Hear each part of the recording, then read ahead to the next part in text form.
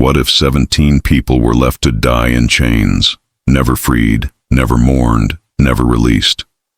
Why did a restoration project end in sudden tragedy? Why do locals still hear whispers beneath the soil? And what secrets still lurk behind the crumbling walls of a forgotten plantation in Georgia? This is not just folklore. This is lockage, and some chains were never meant to be broken. If you want to follow real stories that defy time and uncover truths long buried, subscribe now and turn on notifications so you don't miss our next investigation. There is a lonely stretch of road in rural Georgia where the trees bend inward unnaturally, their gnarled limbs crossing overhead like skeletal arms frozen in tension. Travelers who pass through often describe a strange pressure in the air, a silence so heavy it feels alive. Just beyond an unmarked fork in that road, hidden in thickets of vines and kudzu, lies the ruin of the Lockage Plantation. To most, it is nothing more than a rotting husk of a farmhouse collapsing into the earth. But those who know, or dare to ask, whisper of a history so dark it almost disappeared from record. Built in the early 1800s, Lockage was never a grand estate. Modest in structure but vast in land, it remained largely hidden from public eyes. Its owner, Elias Lockage, was not a gentleman of society or politics. He was something else, a trafficker in labor, a dealer not in crops, but in bodies, scattered. Auction slips survive, brittle with age, listing names, ages, and chilling notations, non-compliant, chained, isolated. Beneath the main house, concealed behind a stone wall in the cellar, lay a stairwell cut into Georgia clay. At its end, a chamber. Not a workshop, not a storehouse, a dungeon, windowless, low ceiling. The walls damp with suffering. Here, according to oral accounts and fragmentary documents, 17 enslaved people were locked in chains, not for discipline, but for abandonment. In 1863, as Union forces advanced through the state and the winds of emancipation grew louder, Elias Lockage fled. He carried what mattered to him: ledgers, currency, a revolver. He did not release the captives. He never returned. 17 souls remained shackled underground, alone, starving, forgotten. It wasn't until 1891, nearly 30 years after the Civil War, that Lockage descendants, seeking to reclaim the land, broke through the sealed cellar wall. What they uncovered was grotesque. The chamber had become a tomb. Chains were still bolted into the walls, fused with fragments of bone. The soil beneath was blackened as if burned, though no fire had ever been recorded. The air was sour, the silence unbearable. Strangely, not a single body had been disturbed by vermin or time. The iron shackles gleamed as if polished by invisible hands. A sheriff's report was filed, then vanished from the county archives. The site was resealed, abandoned. The family called it cursed ground. Locals still whisper of strange lights in the woods, of children who dream of clinking chains, of animals that fall silent when crossing the overgrown fields. But the most unsettling detail is not what was found. It is what remained. The chains are still there, untouched, waiting. The story might have ended there, buried with the plantation itself. But in 1947, it resurfaced. Historian Edgar Mallory, researching Civil War estates in Wilkes County, stumbled upon an antique family Bible at an auction in Savannah. Tucked inside was a name, Samuel Dress, and bound in the back, hidden with a leather tie, was a small ledger. The brittle pages revealed something chilling. Samuel Dress was no owner. He was Lockage's overseer, a cruel enforcer whose job was to break human beings into obedience. His writing was detached, methodical, mechanical. People were rarely given names. Instead, each entry recorded punishments, deprivation, containment. One group was singled out repeatedly. He called them the dissenters, 17 individuals confined, separately in what he called lower containment. The descriptions matched the chamber later discovered beneath the house. At first, Dress's notes are clinical. No communication, no acknowledgement. Deprivation of food, light, sleep. But by the summer of 1862, something changes. His entries become erratic. Dates are missing. His handwriting falters. He begins to describe whispers in the stone, the rattle of chains without movement. On September 12th, he writes, "They no longer speak to me, but I hear them every night." They are in the walls now. The final entries are almost illegible, scrawled in desperation. One phrase is repeated, underlined 3 times, gouged into the page with charcoal. "They will not forget me. They do not sleep." After that, the ledger ends. There is no death record for Samuel Dress, no grave, no trace, only his words and the silence that followed. When Mallory later tracked down the last surviving Lockage descendant, an elderly woman named Margaret, she refused to speak of the plantation. Pale and shaken, her final words before ending the interview were, "If you found the ledger, you've already heard them too." Mallory published a short article in a small regional journal. It was mostly ignored. But in the years since, seekers have come. Paranormal investigators, historians, thrill chasers. Some return with stories of voices and chains in the night. A few never return at all. And still, no one has explained the final page of Samuel Dress's ledger. Beneath the frenzied scrawl lies something else, hidden in faint red ink, barely visible unless the light strikes it just right. A single line. "They are still waiting." In the back of Samuel Dress's ledger, crudely sketched in shaky ink, was a childlike drawing. 17 figures stood in a row, their arms chained together, their eyes wide and hollow. The ink was smeared across their faces, as though a tear, or something wetter, had blurred them. Some dismissed the drawing as the madness of a guilty man unraveling. Others believed it was no confession at all, but a warning. Because if Dress was telling the truth, those 17 did not die. Not really. By the early 1970s, Lockage Plantation had faded into rumor. The acreage was absent from maps, the last structures half swallowed by moss and time. But whispers persisted in nearby towns, of shapes glimpsed between trees, of footsteps in the fields at night, of voices belonging to no living throat. To most, it was just southern folklore, fuel for late-night talk between bartenders and truck stop clerks. But for a group of university students from Atlanta, it was a perfect research project. Led by archaeology student Charles Wexley, 6 students set out to survey forgotten Civil War sites for a summer field study. They came armed with notebooks, tape recorders, and the certainty that legends were just stories. After weeks of digging through deeds and interviewing locals, they found it, the Lockage estate. The house sagged on its frame, windows hollow, floorboards bowed with rot. Yet something in the air felt wrong. The silence, Wexley later wrote, was not natural. It was watching us. That first night, as they camped near the main house, student Linda Carr claimed she heard humming beneath her tent, a low lullaby rising from deep underground.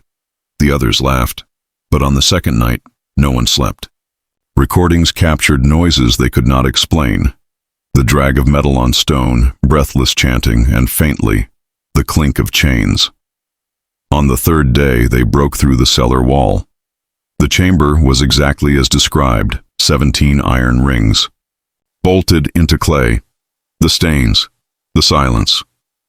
But something else marked the walls, symbols scratched into the stone. One student, Sarah Elkins, recognized them as resembling Adinkra symbols of West Africa, marks tied to grief, remembrance, and vengeance. But these carvings weren't relics of the 1800s. They were fresh. That night, the group unraveled. Carr woke screaming, convinced someone whispered her name in the dark. Wexley's hands trembled uncontrollably. Elkins stood alone in the fields, staring into the woods for hours, unresponsive. By morning, they fled, leaving behind their equipment and notes. Wexley never published their findings. The only surviving account comes from a private audio journal found after his death. In its final entry, his voice shakes with fear. "I thought they were ghosts. They're not. They're awake, and they remember." Of the 6 students, 3 suffered nervous breakdowns within 2 years. One disappeared during a return trip in 1978. Her body never found. Locals say the forest does not return what it likes.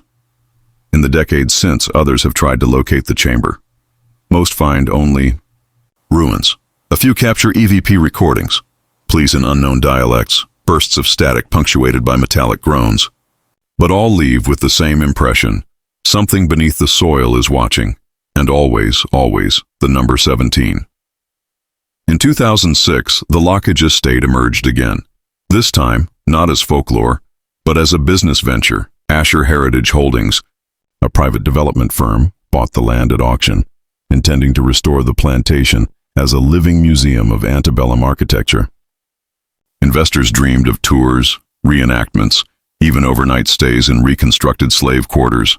But from the moment work began, the land resisted, equipment malfunctioned without cause, tools vanished, later unearthed, buried in the soil. Workers reported cold patches on sweltering days, whispers that cut off when lights flicked on, and rhythmic knocking from within the walls. Then they reopened the chamber.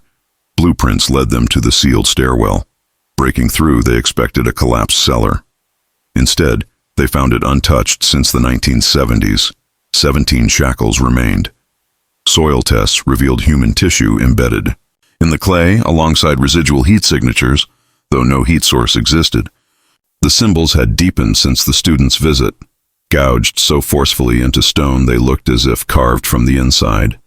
One wall bore words in English, etched with fingernails. "Do not open. They still see." Workers began to quit, not from protest, but terror. Foreman Richard Hale resigned after waking with burn-like marks circling his wrists, as if shackled. Another, Jorge Alvarez, collapsed during a shift, later hospitalized with severe dehydration. He muttered only one word, over and over: 17. Still, Asher Heritage pressed forward. And then came July 18th. 2 crew members were found dead in the chamber. One hanged. The other bled out on the floor. Both deaths ruled suicides, but those who saw the bodies whispered of something else, that the chains were not empty that night. Authorities could not determine what tools the men had used to end their lives. Stranger still were the notes they left behind. The first read, "We woke them. We're not supposed to see." The second was shorter, but far more chilling. "They want to be remembered, not displayed." The backlash was immediate. Protesters and descendants of enslaved families demanded the project be abandoned. Spiritual leaders called the site a desecration. Paranormal investigators declared it a spiritual crime scene. Under pressure, Asher Heritage dissolved. The estate was abandoned once more, this time behind barbed wire and crude wooden signs painted with desperate warnings: "Stay out, for your safety." But warnings were not enough to silence Lockage. Hikers who stray near the land report losing hours of time, as if reality itself bends around the property. Trail cameras capture blurred shapes in empty fields. Locals still claim they hear the clink of chains carried on the wind, though no metal remains above ground. And then came 2018. A drone survey team mapping the area with thermal imaging picked up something their equipment could not explain. 17 distinct heat signatures, aligned in a perfect row, standing just beneath the soil, motionless, watching. Today, the Lockage. Plantation is sealed behind rusting gates, almost invisible from the cracked rural road that borders it. Officially, the land is private property. In reality, no one has claimed responsibility for it in over a decade. Legal ownership is a tangle of bankruptcies and lawsuits, but the silence around Lockage is louder than paperwork. It is the silence of fear. When locals are asked, they avoid the subject, or they give only cryptic warnings. Don't walk that way after dark. They don't like flashlights. Just don't disturb them. Even the animals know. Livestock refuse to cross certain fence lines. Birds avoid flying over the plantation. Pets snarl at empty corners, ears fixed on something unseen. Dispatchers have fielded calls from children claiming they see people standing in the fields. But when deputies arrive, they find only empty grass, bent as if something heavy had been there moments before. In 2021, a small documentary crew entered Lockage illegally, filming a short project on forgotten slave sites. Their footage, leaked months later, was warped with static, but one fragment froze investigators cold. Just before the feed collapsed, the camera captured the clay floor of the chamber. 17 indentations, human-sized, fresh, as though something, or someone, had been standing in place, waiting. The filmmakers never released the full video. One of them later admitted, "It wasn't haunted, it was inhabited, and it didn't want us there." The academic world remains divided. Some claim the phenomena are mass hysteria, hallucinations born of fear and folklore. Others argue that the suffering endured in that chamber left more than scars. It carved a presence, a permanence, a memory stronger than time itself. And what of the 17?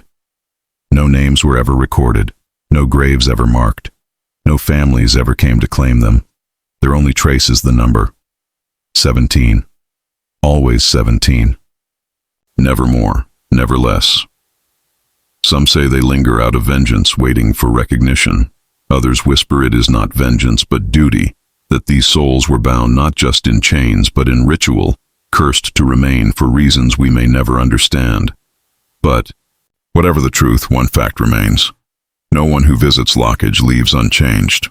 Some return shaken. Others never speak of it again. A few vanish entirely. And sometimes, on the stillest of nights, when the mist creeps low across the fields and the moon cuts through the trees like a blade, a passerby will hear it, the drag of metal across stone, the hush of breathless voices, and the faint, unmistakable sound of 17 chains tightening, because the past is never truly buried. Not here, not at Lockage.